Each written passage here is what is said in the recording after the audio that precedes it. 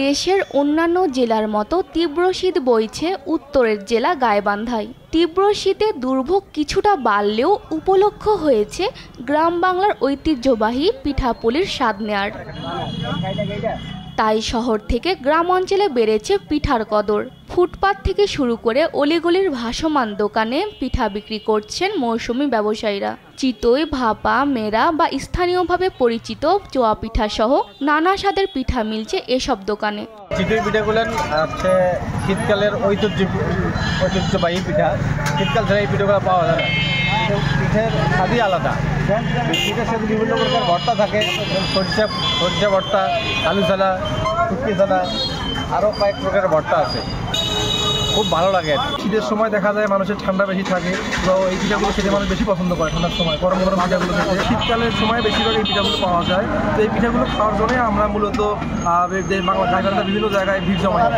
সময়ের পরিবর্তনে গ্রাম বাংলার ঘরে ঘরে পিঠাপুলির আয়োজন এখন আর তেমন চোখে পড়ে না। নিজ হাতে পিঠা তৈরির আয়োজন কমে গেলেও পিঠা প্রেম কমেনি। তাই তো মানুষের দোকানের পিঠার উপর ভরসা করছেন পিঠাপ্রেমীরা। ভ্যারাইটিস রকমের পিঠা এখানে তৈরি হয়।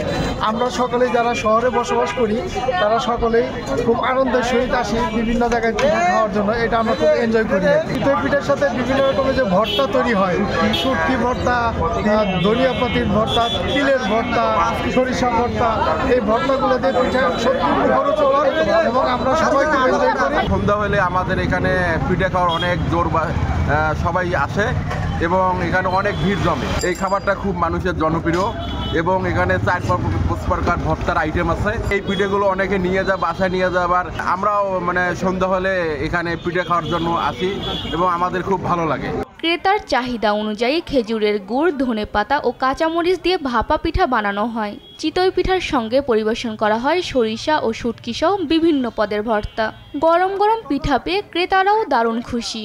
এদিকে বিক্রি ভালো হয় সন্তোষ জানান বিক্রেতারাও। শীতকালে আমি মনে করি হিসেবে 3 মাস ব্যবসা করি।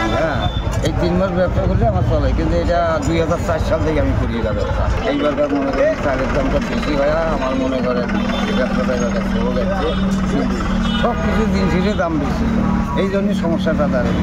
যাতে আমার ব্যবসা ভালোভাবে আমি এই 3 মাস দোকানদারি করলে মোটামুটি 6 মাস আমি খাওয়াবো। ঠান্ডা মৌসুম আসলে আমার চিতই পিঠা বিক্রি হয় 10-12 কেজি চাল যায় আর কি। কাস্টমার মোটামুটি শীত হলে মোটামুটি ভালো আসে। বড় আকারের প্রতিটি ভাপা পিঠা বিক্রি হয় 15 টাকায় আর ছোট আকারের পিঠা 10 টাকায়। চিতই খেলে গুনতে হবে বড় আকারের জন্য 10 টাকা এবং ছোট পিঠার জন্য 5 টাকা। নিউজ ডেস্ক, দেশ টিভি।